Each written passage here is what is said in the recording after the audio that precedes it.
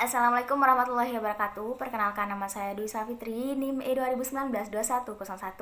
Di sini saya akan menjelaskan tentang konsepsi konsentrasi industri. Menurut Lipsitzinski, mengelompokkan konsentrasi penjual menjadi dua, yaitu konsentrasi industri dan konsentrasi agregat. Konsentrasi industri merefleksikan seberapa penting peran sejumlah perusahaan terbesar dalam suatu pasar atau industri. Sementara konsentrasi agregat merefleksikan seberapa penting peran sejumlah perusahaan terbesar dalam perekonomian secara keseluruhan.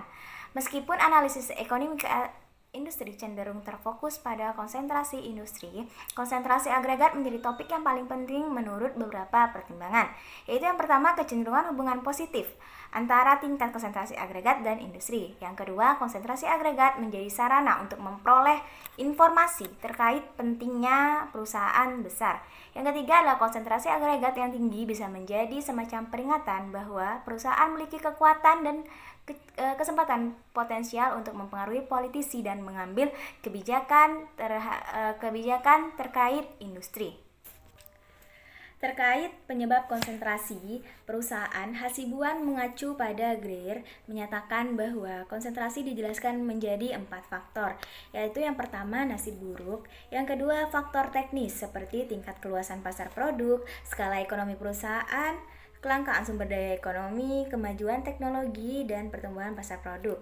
Yang ketiga adalah kebijakan dan regulasi pemerintah. Yang keempat, kebijakan perusahaan. Terdapat sejumlah faktor lain yang dinyatakan Lipsitzinski, yaitu cakupan untuk terjadinya discretionary, yaitu exogenous sunk cost industri, dan endogenous sunk cost industri. Yang kedua, tahapan siklus bisnis industri dibagi menjadi 4, yaitu tahap pengenalan, pertumbuhan, kedewasaan, dan penurunan.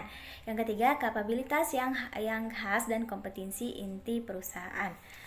Dominansi perusahaan. Menurut Clark, konsep dominasi dapat diartikan sebagai kondisi di mana suatu perusahaan dalam industri tertentu memiliki pangsa yang besar dibandingkan perusahaan lainnya yang ada dalam industri. Dominansi ditentukan dari share perusahaan dengan share terbesar pertama di pasar. Menurut Kurtz and Ware menyatakan bahwa perusahaan dominan merupakan perusahaan yang karakteristiknya mendekati monopolis namun memiliki share kurang dari 100% dan masih memiliki kekuatan pasar yang layak dipertimbangkan.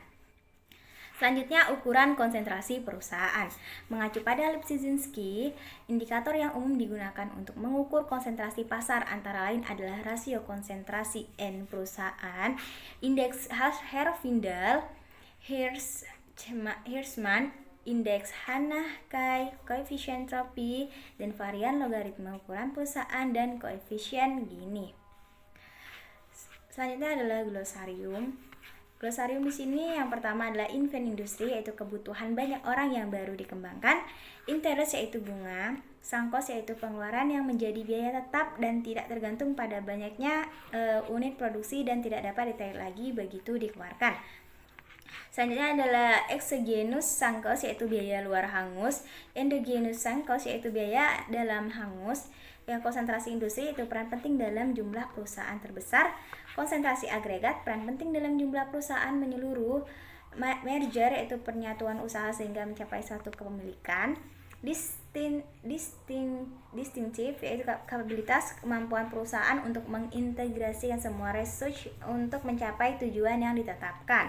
Core kompetensi kemampuan karyawan yang membentuk keunggulan strategis, yaitu market store itu pangsa pasar, diferensi produk yaitu pembeda suatu produk, koefisien entropi ukuran kecenderungan suatu proses. Sekian dari saya, jika ada salah kata saya mohon maaf. Wabillahi taufiq wal hidayah. Wassalamualaikum warahmatullahi wabarakatuh.